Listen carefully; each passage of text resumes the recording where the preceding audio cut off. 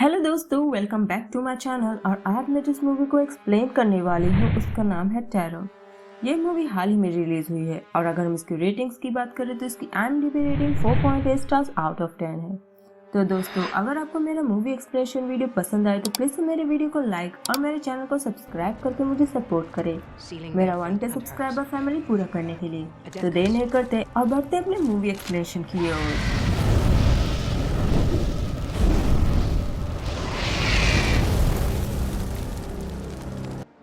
तो मूवी की शुरुआत में हमें कुछ पक्के मित्रों की ग्रुप को दिखाया जाता है जो शाम के उस वक्त पार्टी कर रहे होते हैं। और पार्टी इसलिए ऑर्गेनाइज की गई थी क्योंकि उनके फ्रेंड एलिस का बर्थडे था उस दिन। और बर्थडे पार्टी सेलिब्रेशन के लिए उन्होंने एक ओल्ड एंटिक मैंशन को बुक किया हुआ था जो रिहायशी इलाकों से काफ़ी दूर था।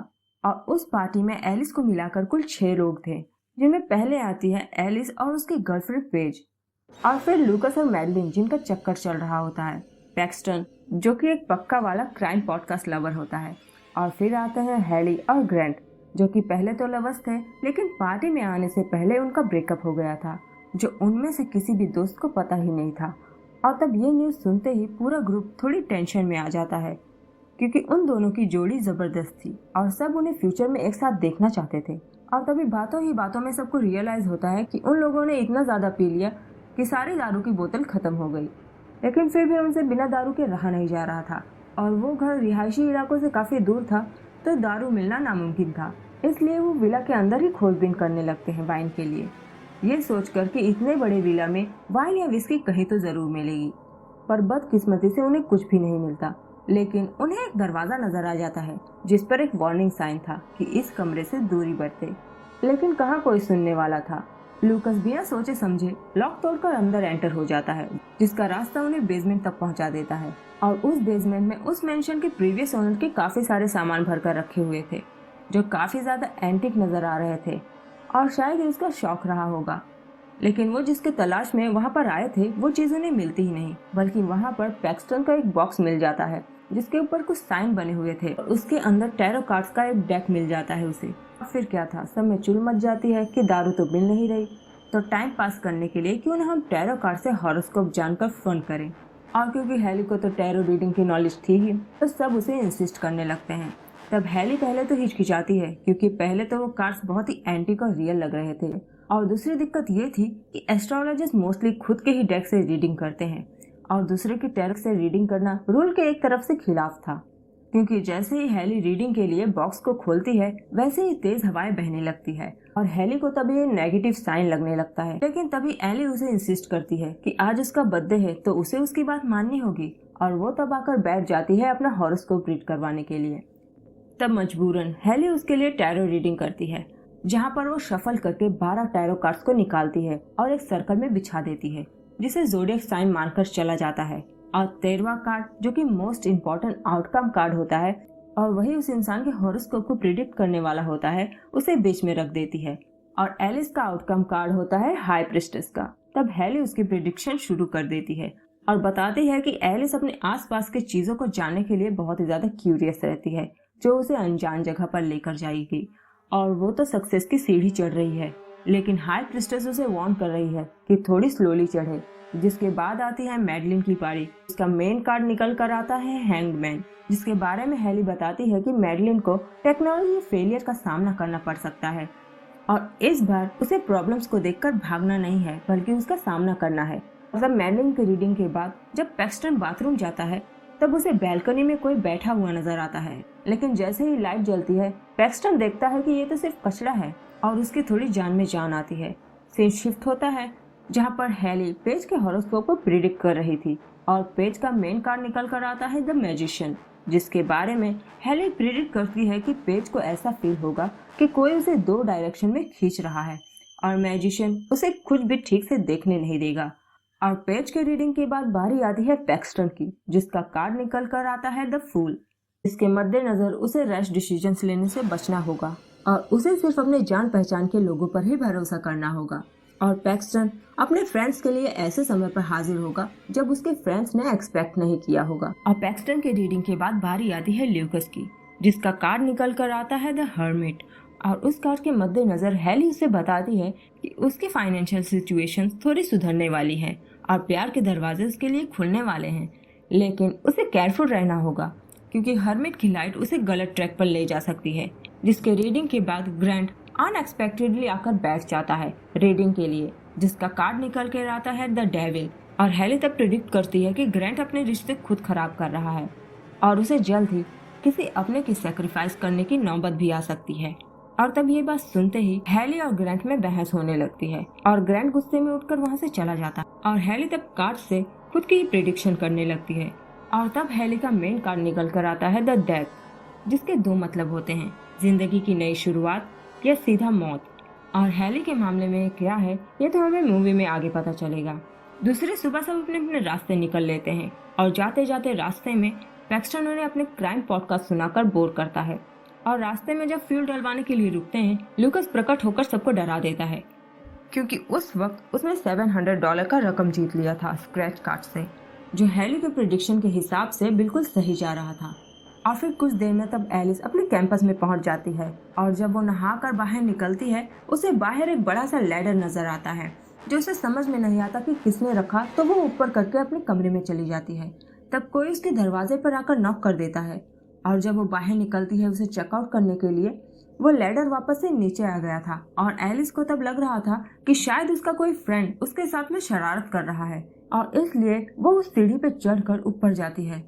और तब वो वहाँ पर पहले तो अंधेरा देखती है, लेकिन पलक झपकते ही चारों ओर कैंडल जलने लगते हैं और हेली के द्वारा प्रिडिक्ट किया गया वो हाई प्रिस्टेस वाला कार्ड भी वहाँ पर रखा हुआ था, जिसे देखकर उसे हेली की प्रिडिक्शन याद आती है कि उसकी क्यूरियोसिटी उसे अनजान जगह पर लेकर जाएगी और वो सक्सेस की सीढ़ी चढ़ेगी, जो हकीकत तो हो गई लेकिन नेगेटिव वे में। और तब उसे क्षण हाई प्रिस्टेस असलियत में एक मॉन्स्टरस अवतार में बाहर आ जाती है और आकर एलिस को डराकर नीचे गिरा देती है और उसके नीचे गिरने के बाद उसी लैडर से उसे कुचल कुचल कर मार डालती है। और दूसरी सुबह जब एलिस के डेथ की खबर पूरे ग्रुप में फैलती है, तब सब उदास हो जाते हैं और पेज तो बहुत ही ज्यादा दुखी हो जाती है। इसलिए हेली तब उसकी केयर करने के लिए उसके पास ही रुक जाती है कि कहीं वो कुछ कर न ले अपने साथ। जिसके बाद हम लूकस और मैडलिन को देखते हैं और लूकस उस वक्त मैडलिन को घर छोड़ने आया था और मैडलिन को घर छोड़कर लौटते समय लूकस का कोई पीछा करने लगता है। और यहाँ दूसरी ओर पेज एक बुरा सपना देखकर जाग जाती है और वो सोचती है कि अगर वो एलिस के साथ होती तो एलिस आज जिंदा होती। तब हेली उसे रियलाइज करवाती है कि हमारे हाथ में कुछ भी नहीं है और हम फेट को बदल नहीं सकते। और वो तब पेज को बताती है कि जब उसकी माँ बहुत बीमार थी तब उसने टैरो सीखा था और उसने उनकी बहुत सारी प्रिडिक्शन की थी, लेकिन बार बार वही सेम कार्ड ही निकल कर आ रहे थे। और एक दिन उसकी माँ की डेथ हो गई जबकि उसने उन्हें बचाने की हर मुमकिन कोशिश करी थी। और उस दिन वो समझ गई कि हम फेट को बदल नहीं सकते और चीजों को जाने देना ही बेहतर होगा। जिसके बाद हम लूकस को देख पाते हैं जिसके पीछे वो क्रीपी चीज पड़ चुकी थी और उसके हाथ में वही लैंप होता है जो कार्ड वाले हर्मिट में निकला था। और शायद अब लूकस के बारे में भी प्रिडिक्शन सही हो रही थी और लूकस तब अपनी जान बचाकर भागते भागते पहुंच जाता है स्टेशन और वो डर के मारे घुस जाता है रिस्ट्रिक्टेड एरिया में। और तभी हर्मिट उसे अपना लैंप दिखाकर डरा देता है और लूकस चलती ट्रेन के सामने गिरकर मारा जाता है। और नेक्स्ट डे जब सबको इसकी खबर मिलती है, सब पुलिस के पास पहुंच जाते हैं, लेकिन उनके दोनों दोस्त की डेथ एक्सीडेंट लग रही थी, इसलिए पुलिस भी उनकी कोई मदद नहीं कर पाती। जिसके बाद सब खुद ही डिस्कस करने लगते हैं कि इस मुसीबत से कैसे निकला जाए। और हेली तब अंदाजा लगाने लगती है कि शायद उसकी रीडिंग्स हकीकत में बदल रही है, लेकिन इस पर विश्वास कर पाना मुश्किल था। तब हेली ऐसे इंसिडेंट्स के बारे में इंटरनेट पे सर्च करती है और उसे तब ऐसे घटनाओं के बारे में पता भी चल जाता है और वो सब तब उस आर्टिकल को डालने वाले के बारे में पता करते हैं जिसका नाम होता है एस्ट्रोलॉजर एल्मा एस्ट्रॉन। लेकिन उस वक्त उसे डिस्क्रेडिट कर दिया गया था और उसका कॉन्टैक्ट नंबर भी ऑफ आ रहा था। सब लोग उसके एड्रेस पर पर्सनली जाने का फैसला करते हैं जो एक रिमोट एरिया में था, लेकिन जैसे ही वो लोग वहाँ पर पहुँचते हैं वो उन्हें जाने के लिए बोल देती है। तो जब हेली उससे बताती है कि उसकी रीडिंग की वजह से उसके फ्रेंड्स की डेथ हो रही है और अगर उन्होंने कुछ नहीं किया तो वो सब भी मारे जाएंगे, इसलिए एल्मा तब दया करके उन्हें अंदर आने देती है और हेली से उस कार्ड के बारे में पूछती है, लेकिन वो तो उसे मेंशन में रह गया था। तब एल्मा उस टारो डेथ की स्टोरी बताना शुरू करती है कि इसी तरह की सेम घटना मैक्सिको में हुई थी जब उन लोगों ने वेडिंग के दौरान उसी वुडन बॉक्स वाले टारो से रीडिंग करवाई थी और उस रीडिंग के बाद उनमें से कोई भी इंसान नहीं बचा। और इसी तरह की एक घटना लंदन में भी हुई थी और उनकी डेथ भी बिल्कुल एक्सीडेंट जैसी लग रही थी। और उसे ये सब इसलिए पता था क्योंकि लंदन वाली घटना की वो सर्वाइवर थी, क्योंकि उसने तो सबकी रीडिंग्स करी थी लेकिन खुद की उसने नहीं करी, इसलिए वो जिंदा बच गई। और तब से वो उस कर्स्ड टारो कार्ड को ढूंढ रही है, लेकिन उसे पता चला कि वो कार्ड्स तो ऑक्शन में बिक गए हैं। और तब उस घटना के बाद उसने अपनी पूरी जिंदगी लगा दी उसके पीछे उसकी कहानी जानने के लिए। और वो तब ये जान पाई कि इस कहानी की शुरुआत 18th सेंचुरी हंगरी से हुई थी, जहाँ पर हम राजा और उसकी पत्नी को देख पाते हैं जो उस वक्त प्रेग्नेंट थी। और उस राजा की एक पर्सनल एस्ट्रोलॉजर थी जो टारो कार्ड से उनका हर प्रिडिक्शन किया करती थी और सही राह दिखाती थी। लेकिन जब उसने राजा की वाइफ के बारे में प्रिडिक्शन किया कि उसकी वाइफ की मौत चाइल्ड बर्थ के दौरान हो जाएगी, तब राजा एस्ट्रोलॉजर से रुष्ट हो गया और वो उसे उसकी प्रिडिक्शन बदलवाने लगा। तब एस्ट्रोलॉजर ने इसकी कोशिश भी करी, लेकिन बार बार डेथ का ही कार्ड निकल कर आ रहा था। और डेथ का मतलब जिंदगी की नई शुरुआत भी होती है और सीधा डेथ भी, लेकिन रानी के मामले में ये सीधा डेथ था। इसलिए अब एस्ट्रोलॉजर वहाँ पर नहीं रहना चाहती थी, क्योंकि वो फेट को नहीं बदल सकती। इसलिए वो अपनी बेटी को लेकर वहाँ से निकल जाती है। और जैसे कि एस्ट्रोलॉजर ने भविष्यवाणी करी थी कि राजा की वाइफ और उसके बेटे की डेथ हो जाएगी, तब वैसे ही हुआ। तब क्रोधित राजा एस्ट्रोलॉजर पर इल्जाम लगा देता है कि उसने उसके वाइफ को ब्लैक मैजिक करके मरवा डाला है। इसलिए वो लोगों को भिजवा कर एस्ट्रोलॉजर की बेटी को मरवा देता है उसके बेटे के डेथ के बदले। और तब दुखी एस्ट्रोलॉजर बदले की आग में एक डार्क रिचुअल परफॉर्म करती है अपने स्किल्स को इस्तेमाल करके, और इसके लिए वो खुद की ही बलि चढ़ा देती है और वो अपनी आत्मा को उन्हीं कार्ड्स में सील कर देती है और साथ ही में उनके फेट को भी, जिसके बाद राजा और उसके करीबी हॉरिबल तरीके से मारे जाते हैं। और इस तरह से एस्ट्रोलॉजर का बदला तो पूरा हो गया, लेकिन वो कार्ड्स तो कस्ट ही हो चुके थे। जो भी उस कार्ड से रीडिंग करवाएगा वो कस्ट हो जाएगा और उस कर्ज से बचने के लिए अब उन्हें उस कार्ड को डिस्ट्रॉय करना होगा, जिसके बाद वो सब वहाँ से निकल जाते हैं। और तभी रास्ते में कार सडनली रुक जाती है सीधा ब्रिज के ऊपर जाके। और अब लगने लगा था कि मैरिलिन की बारी थी, क्योंकि टेक्नोलॉजी फेलियर तो हो ही चुका था। और तभी कार के विंडो पर कोई इनविजिबल सी चीज क्रीपी सी ड्राइंग बना देती है, जिसे देखने के बाद मैरिलिन बिल्कुल डर जाती है और वो कार से बाहर निकलकर भागने लगती है अपनी जान बचाने के लिए। जबकि हेली ने उसके बारे में प्रिडिक्ट किया था कि उसे मुसीबतों से भागना नहीं है और उसका सामना करना है, लेकिन यही गलती उसने कर दी। तब हेली भी उसकी जान बचाने के लिए उसके पीछे भागने लगती है और बाकी के दोस्त भी, लेकिन उसके कार वाला वो मॉन्स्टर्स हैंग्ड मैन उसे फांसी के फंदे से लटकाकर सबके सामने ही मार डालता है। और अब तो सबको एल्मा की बातों पर यकीन हो गया था। लेकिन पैक्सटन ये सब कुछ देखने के बाद अपनी जान बचाने के लिए खुद को सबसे अलग कर लेता है और कहता है कि वो खुद को आइसोलेट कर लेगा और वो बच जाएगा और वो उनके साथ में कार्ड्स डिस्ट्रॉय करने के लिए नहीं जा रहा। जबकि उसकी प्रिडिक्शन में ये बताया गया था कि उसे रैश डिसीजंस नहीं लेने हैं, लेकिन वो तो किसी की बात सुनता ही नहीं और बस अब उसके पीछे पड़ जाता है वो कार्ड वाला मॉन्स्टर्स फूल और वो उसे डराना शुरू कर देता है और डराते डराते उसे एलिवेटर में ट्रैप कर देता है। और अब तो उसके फ्रेंड्स भी उसे नहीं बचा पाएंगे। सीन शिफ्ट होता है जहाँ पर हम ग्रैंड, पेज और हेली को देखते हैं जो मैंशन पहुंचकर उस डेक को ढूंढ निकालते हैं और उससे मुक्ति पाने के लिए उसे आग में फेंक देते हैं, लेकिन ये काम नहीं करता और उन कार्ड्स को कोई क्षति नहीं पहुंचती।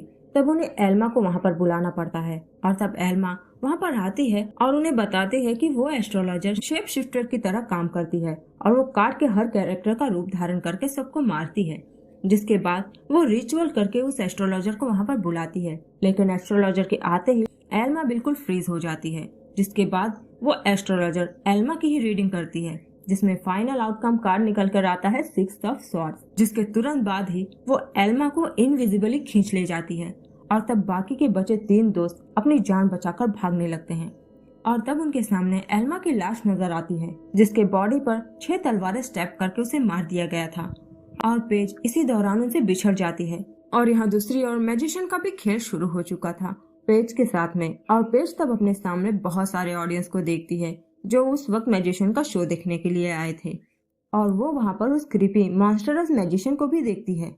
तब पेज डर के मारे उस मैजिशियन से बचने के लिए एक बॉक्स में जाकर छुप जाती है, जिसमें से उसे कुछ भी साफ साफ दिखाई नहीं दे रहा था और प्रिडिक्शन के हिसाब से ये बिल्कुल सही उतर रहा था कि मैजिशियन उसे कुछ भी ठीक से देखने नहीं देगा और कोई उसे 2 दिशाओं में खींचेगा। तब वो मैजिशियन अपना एक्ट दिखाता है और पेज को एक आरी से 2 भागों में काटकर अलग कर देता है और उस वक्त पेज बहुत चीखती चिल्लाती है जो हेली और ग्रैंट भी सुन लेते हैं और पेज भी तब मारी जाती है। और अब तो ग्रेंट और हेली अकेले ही बचे थे। और तब हेली आखिरी समय में अपना दिमाग चलाती है कि क्या पता अगर वो उस कार्ड से एस्ट्रोलॉजर की ही रीडिंग कर देगी तो फेट बदल जाएगा। वो आखिरी समय में इस चीज को ट्राई करना चाहती थी। तब ग्रैंट भी सोचता है कि हाँ शायद इस बात में लॉजिक तो है, लेकिन तभी ग्रैंट के कार्ड वाला वो डेविल उसे खिड़की तोड़कर उठा ले जाता है। हेली के कार्ड वाला डेथ भी उसके पीछे पड़ जाता है और वो उसे उन कार्ड्स तक पहुंचने से रोकने लगता है, लेकिन हेली हार नहीं मानती।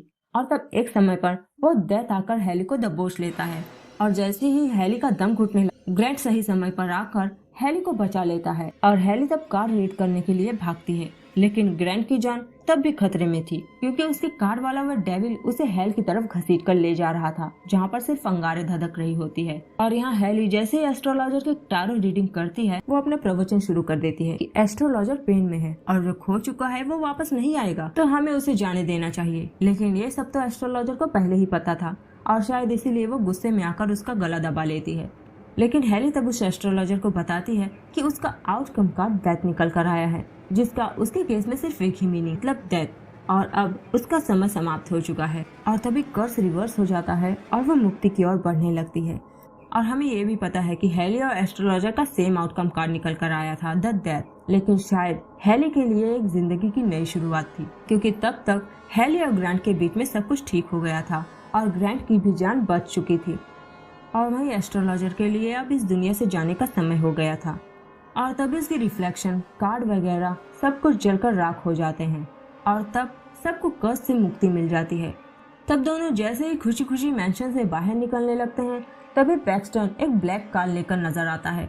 मतलब कि पैक्सटन उस रात फूल से बचने में कामयाब हो गया था और वो अपने दोस्तों के लिए अनएक्सपेक्टेडली हाजिर हो गया उसके हॉरोस्कोप के हिसाब से। तब वो अपनी कार में अपने बचने की स्टोरी बताता है कि अनएक्सपेक्टेडली उसका रूममेट वहां पर आकर पहुंच गया और उसने एलिवेटर का दरवाजा ओपन कर दिया, जिस वजह से फूल को वहां से भागना पड़ा और उसकी जान बच गई। और इसी के साथ ये मूवी यहीं पर एंड हो जाती है। तो मिलते हैं नेक्स्ट वीडियो में, तब तक के लिए good bye, take care and thanks for watching.